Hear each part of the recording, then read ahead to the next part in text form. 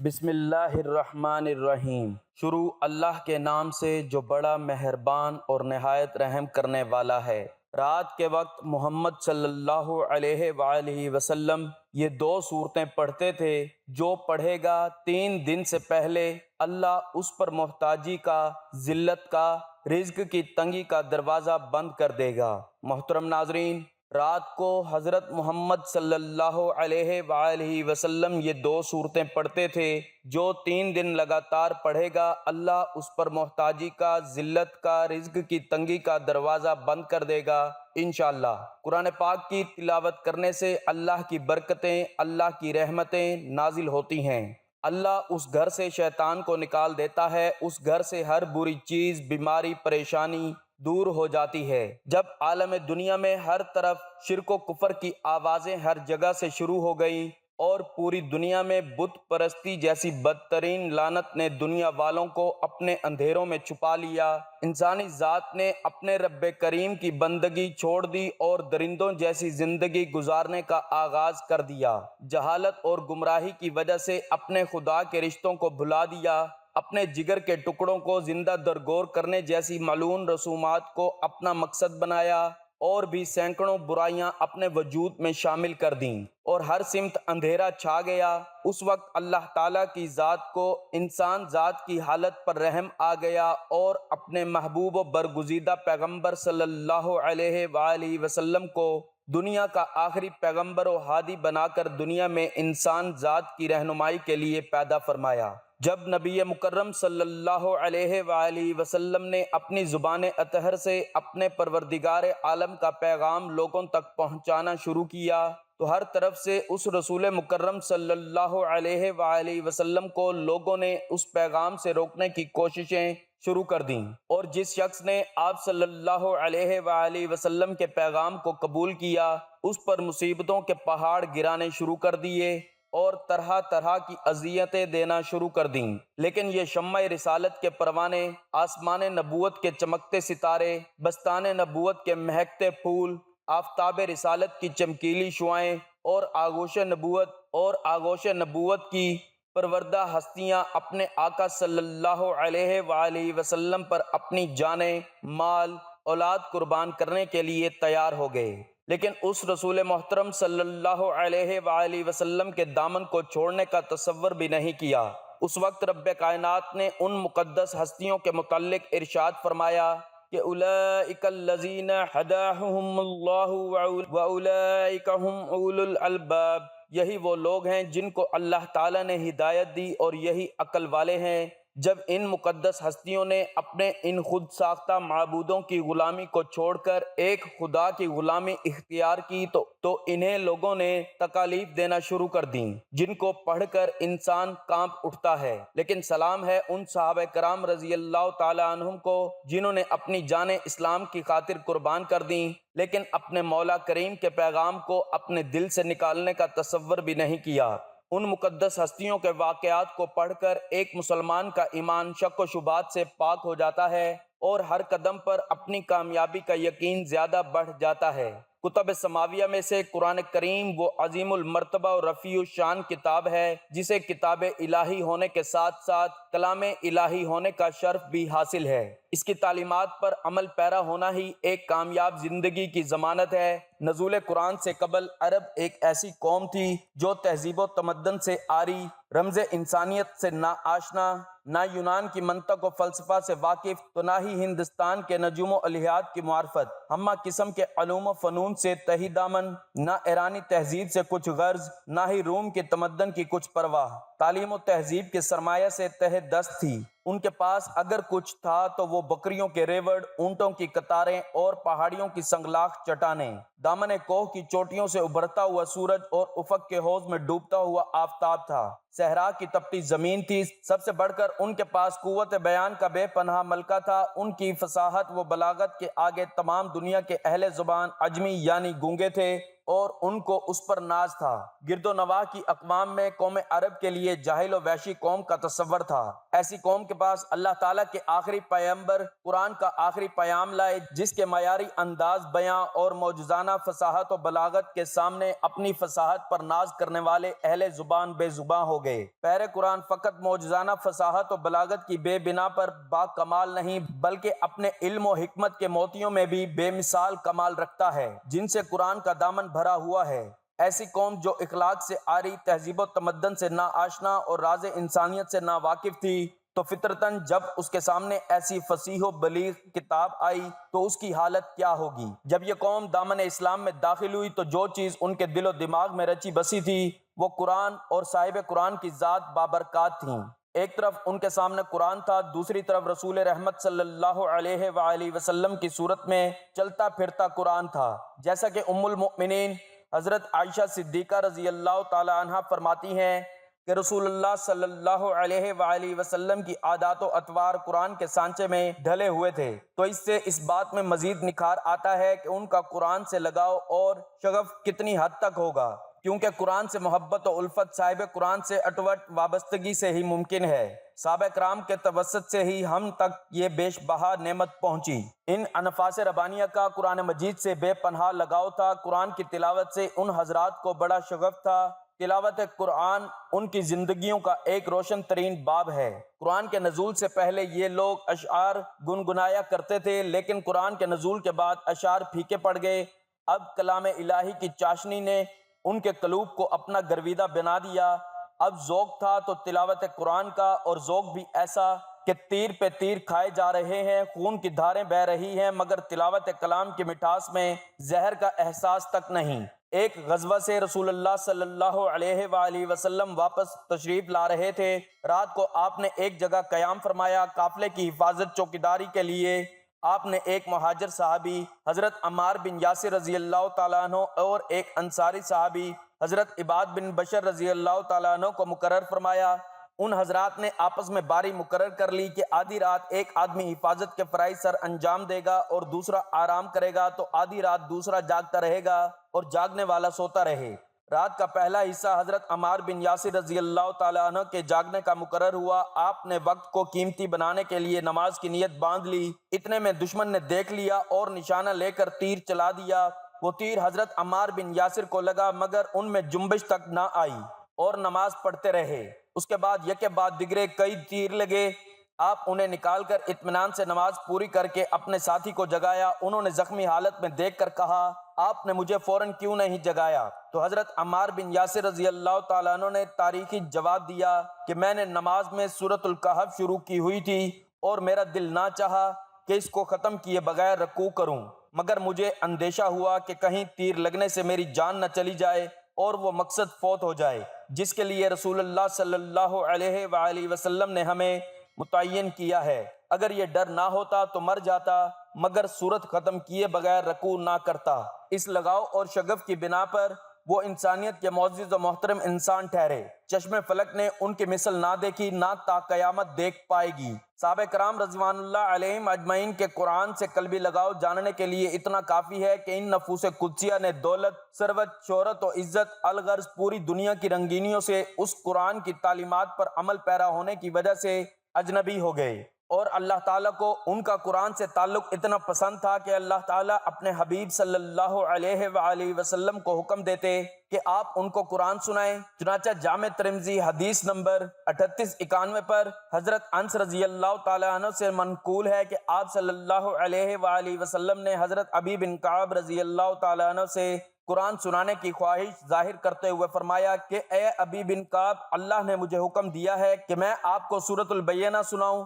حضرت ابی بن کعب رضی اللہ تعالیٰ عنہ نے عرض کیا کہ یا رسول اللہ صلی اللہ علیہ وآلہ وسلم، کیا اللہ تعالیٰ نے میرا نام لے کر حکم دیا ہے؟ آپ نے فرمایا ہاں۔ تو حضرت ابی بن کعب خوشی سے رو پڑے۔ صحابہ کرام نے قرآن پاک پر عمل کر کے ایسا معیار قائم کیا کہ جس کی نظیر رہتی دنیا تک نہیں ملنی۔ ہمہ وقت اور ہمہ تن قرآن کے ہر حکم پر عمل کرنے کے لیے تیار رہتے۔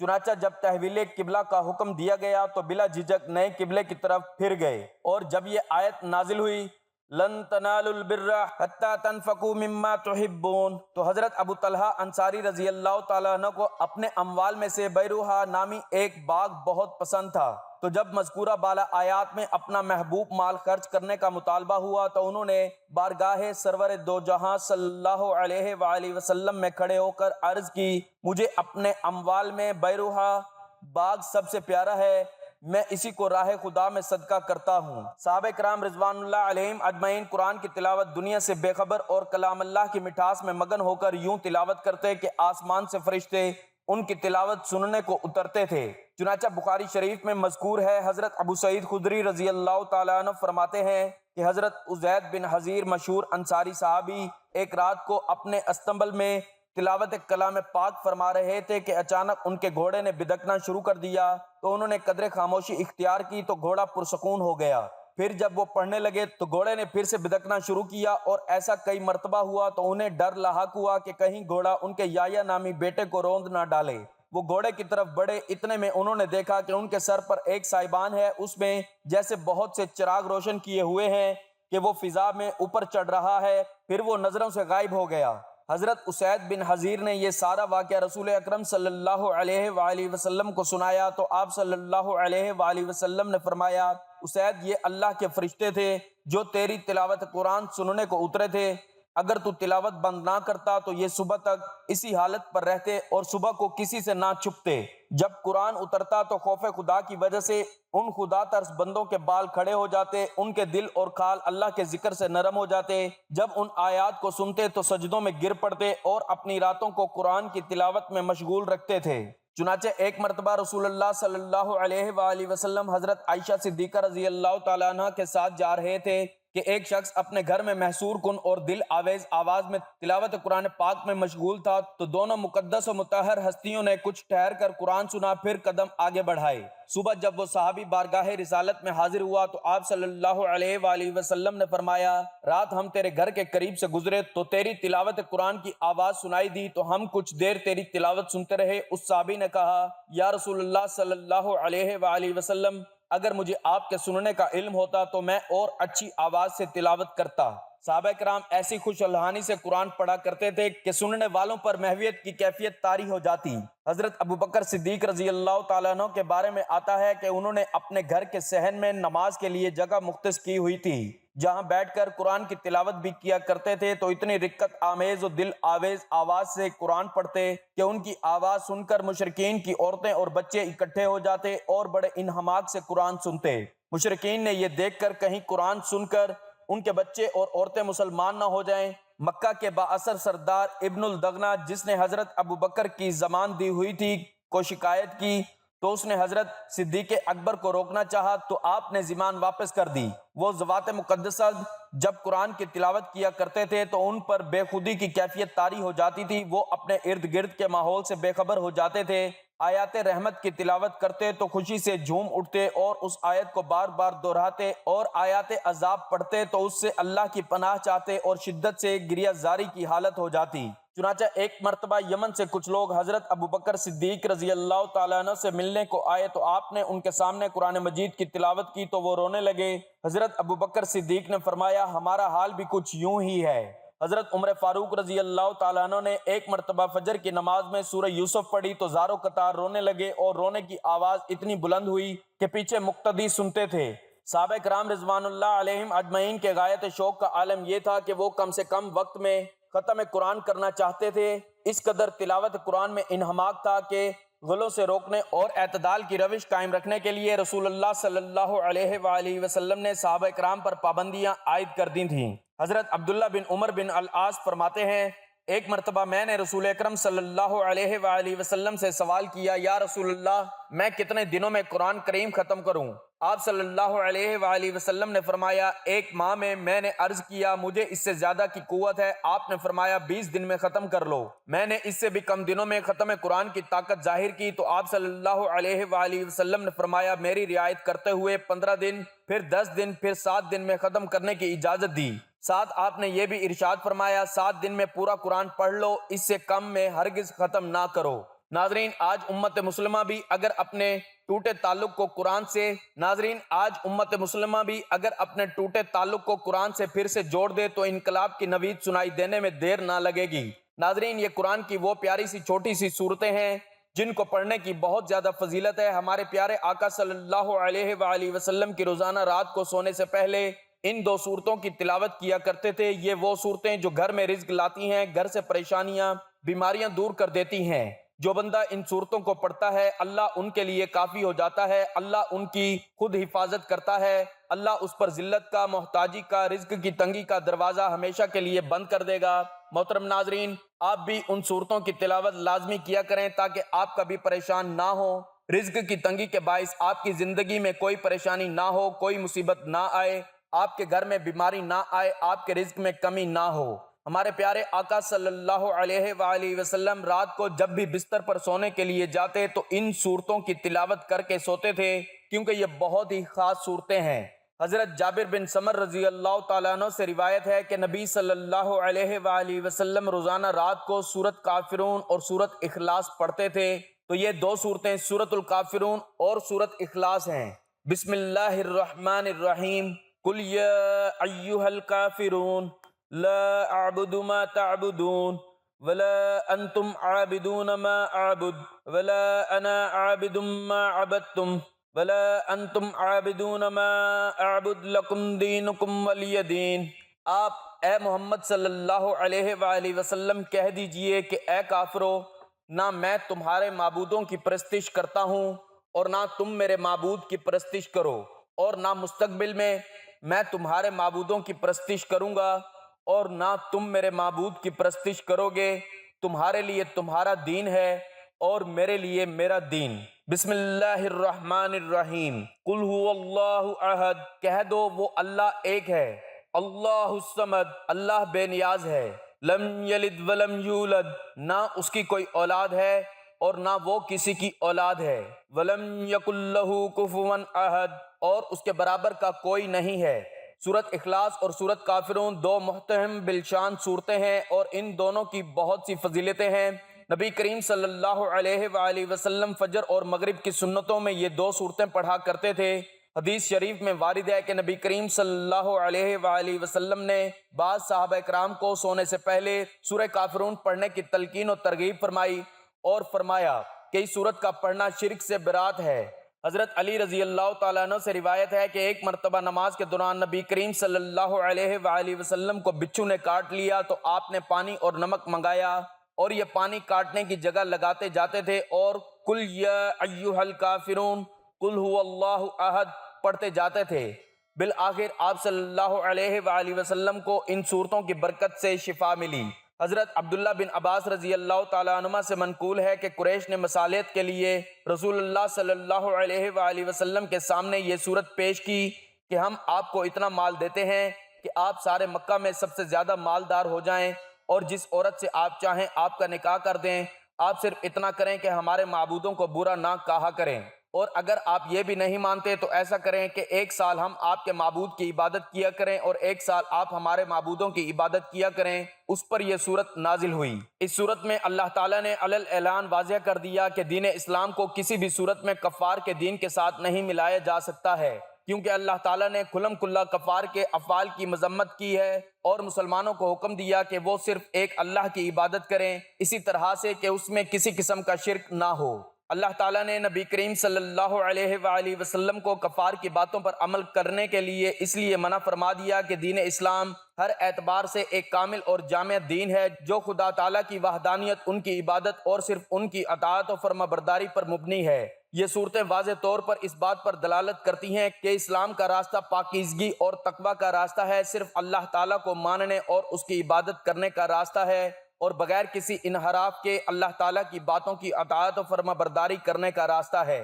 اس کے برعکس شرک و کفر کا راستہ اسلام کے راستے سے بالکل مخالف و جدا ہے، کیونکہ اسلام میں اللہ تعالیٰ کے علاوہ کسی پر ایمان لانے اور کسی کی بھی عبادت کرنے اور کسی کے حکم ماننے، جب وہ حکم اللہ تعالیٰ کے حکم کے خلاف ہے، کی کوئی گنجائش نہیں ہے، جبکہ شرک و کفر میں اللہ تعالیٰ کے علاوہ ہر چیز کو ماننے اور قبول کرنے کی دعوت دی جاتی ہے۔ اس صورت کا پیغام یہ ہے کہ ہم اللہ تعالیٰ کی وحدانیت کا اقرار کریں، ہم صرف اللہ تعالیٰ کے احکام کو تسلیم کریں اور دینی اور دنیاوی زندگی کے تمام شعبوں میں ہم بغیر کسی شک و شبہ کے اللہ تعالیٰ کی اطاعت و فرما برداری کریں۔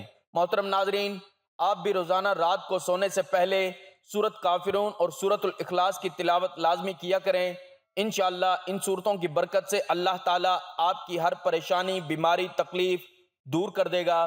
انشاءاللہ۔ ناظرین، دعا ہے کہ اللہ تعالیٰ میرا سنانا اور آپ کا سننا اپنی بارگاہ الہی میں قبول و منظور فرمائے، آمین۔ ناظرین، گزارش ہے کہ اللہ تعالیٰ کے 99 ناموں میں سے کوئی ایک نام لکھ کر کمنٹس میں ضرور شیئر کریں۔ اللہ تعالیٰ ہم سب کا حامی و ناصر ہو، آمین۔ جزاک اللہ۔